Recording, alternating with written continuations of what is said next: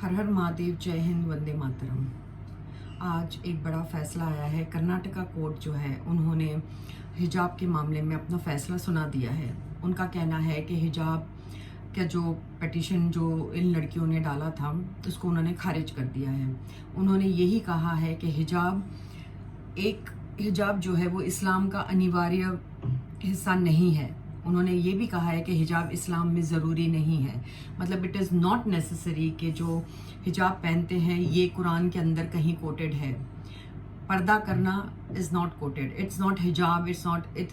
जो अगर आप कुरान पढ़ोगे तो आपको खुद ही पता चल जाएगा कि यहाँ ये कहीं पर भी नहीं लिखा हुआ है।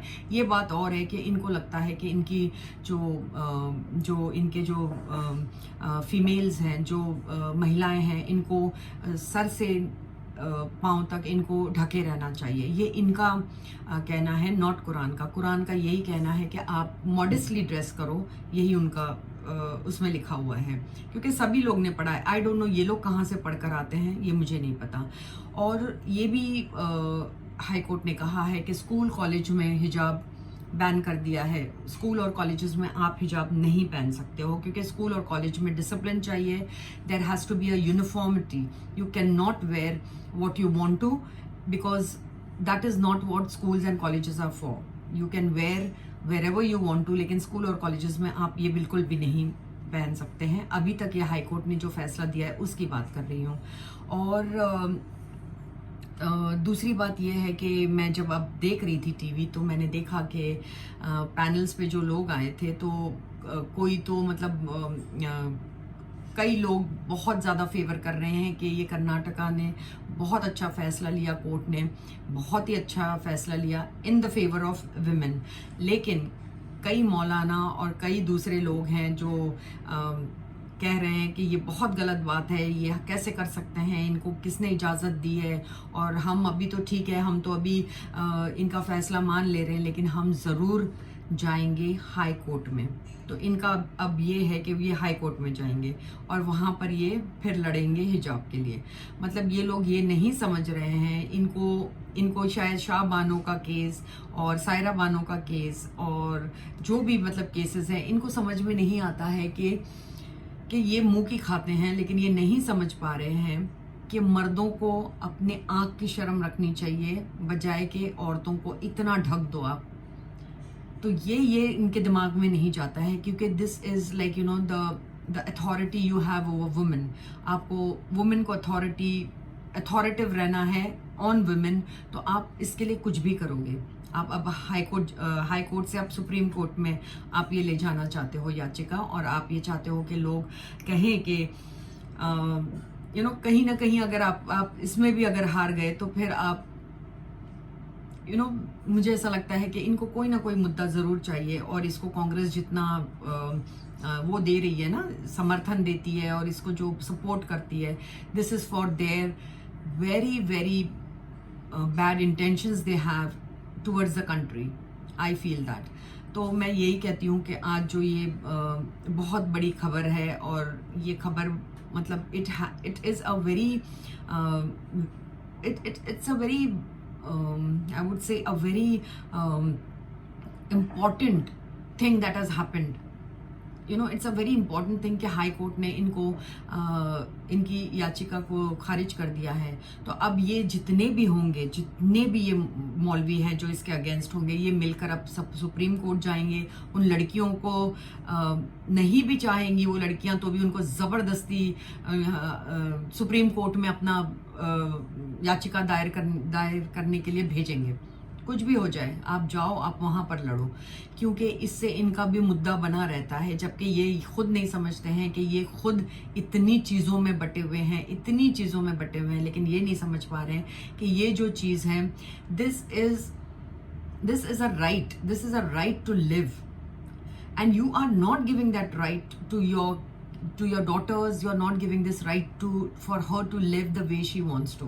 I'm not saying that she should just wear what she wants to. That is your family and your problem. लेकिन उनको हिजाब चाहिए कि नहीं चाहिए, ये तो उनको कभी पूछा नहीं जाता है। बचपन से उनके ऊपर लपेटा और थोपा जाता है। तो आज की जो ये बहुत ही बिग न्यूज़ है कि हाई कोर्ट में तो ये हार गए हैं, हाई कोर्ट में ये कितना भी अभी देखना पूरा चैनल, पूरी टीवी का चैनल इससे भरा होगा कि ऐसा हुआ और फिर हज़ारों मौलानाओं को बुलाया जाएगा उनकी उनकी तकरीर सुनने के लिए कि वो क्या सोचते हैं, और फिर 2-3 आएंगे जो पैनल में आएंगे जो इसका विरोध करेंगे। And I am one of those who says that this is happened for the best. जिस तरीके से ट्रिपल तलाक और जिस तरीके से शाह बानो का केस को हैंडल किया गया, जिस तरीके से ट्रिपल तलाक हैंडल किया गया, तो I feel this is one more milestone in their this, because ये milestones अगर नहीं होंगे तो I think they will not live and let live their women's. So I feel it's a very, very great support that the high court has given, and I think everybody should abide. और मुझे ऐसा लगता है कि मैं यही कहूँ कि भाई सुप्रीम कोर्ट मत जाओ, कुछ फ़ायदा नहीं होने वाला है। आप सुप्रीम कोर्ट जाओगे और फिर वही होगा, यही फैसला होगा, क्योंकि आप ये कहीं पर भी दिखा नहीं पाए, एविडेंस नहीं दे पाए that it is a part of your religion. जबकि हिजाब अगर मतलब हज़ारों महिलाएं जो बगैर हिजाब के जाती है, तो क्या वो मुसलमान नहीं होती है? होती है। हिजाब is a choice, it has to be a choice, you can not say anything else. लेकिन ये चॉइस होना चाहिए कि आपकी बेटी को पहनना है कि नहीं पहनना है। बहुत लोग नहीं पहनते, फिर भी प्रैक्टिसिंग मुस्लिम्स होते हैं, और बहुत लोग पहनते हैं लेकिन फिर ज़रूरी नहीं है कि वो प्रैक्टिसिंग मुस्लिम्स हो। सिर्फ एक हिजाब बांध देना और बुरखा पहन लेना is not a benchmark for you being religious. So यही मुझे कहना था, और आज मैं फिर यही कहती हूँ कि it's a very very good फैसला जो इन्होंने लिया है। ये एक और इनके लिए एक और इन महिलाओं के लिए एक और फ्रीडम का रास्ता मिला है, जो ये I hope they take advantage of it, and I hope that they understand कि स्कूल में और आपके कॉलेजेस में this won't be allowed. So thank you so much, बहुत बहुत शुक्रिया कि आपने मेरा वीडियो देखा। हर हर महादेव, जय हिंद, वंदे मातरम। ऐसे ही सपोर्ट करते रहिए, like, share and subscribe my channel, and please press the bell icon so that you get the notification। और मैं यही कहती हूँ कि हमारा भारत अच्छे दौर से गुजर रहा है, और क्या हो रहा है, ये लोगों को ना एक्चुअली कुछ ना कुछ करना है, क्योंकि आपस में तो ये लड़ ही रहे हैं। 72 फिरके में ये लोग आपस में उलझे हुए हैं, तो अब ये क्या करें? तो अब ये हिजाब का मामला लेकर आए हैं। तो आई ओनली होप कि सुप्रीम कोर्ट में अगर ये जाएं तो इनको समझ में आ जाए कि जो हाई कोर्ट ने कहा है दैट इज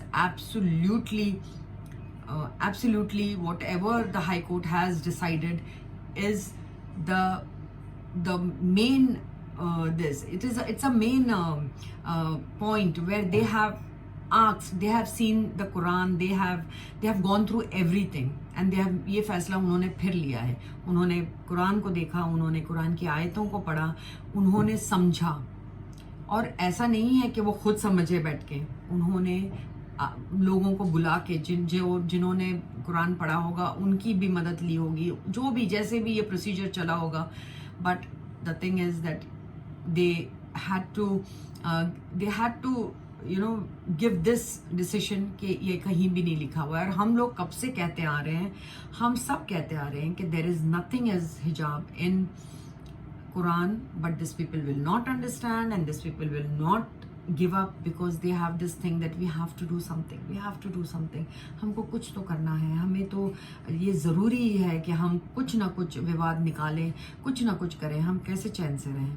तो अब ये अगर सुप्रीम कोर्ट जाएगा, will wait for supreme courts, क्योंकि जिस तरीके से ये पैनल पे कहे जा रहे थे कि ये बिल्कुल भी जायज़ नहीं है जो किया है, जो हाई कोर्ट ने जजमेंट दिया है, ये तो हमारे लिए ठीक नहीं है, हम ज़रूर सुप्रीम कोर्ट जाएंगे। So let's wait and watch. Thank you so much for watching. हर हर महादेव, जय हिंद, वंदे मातरम।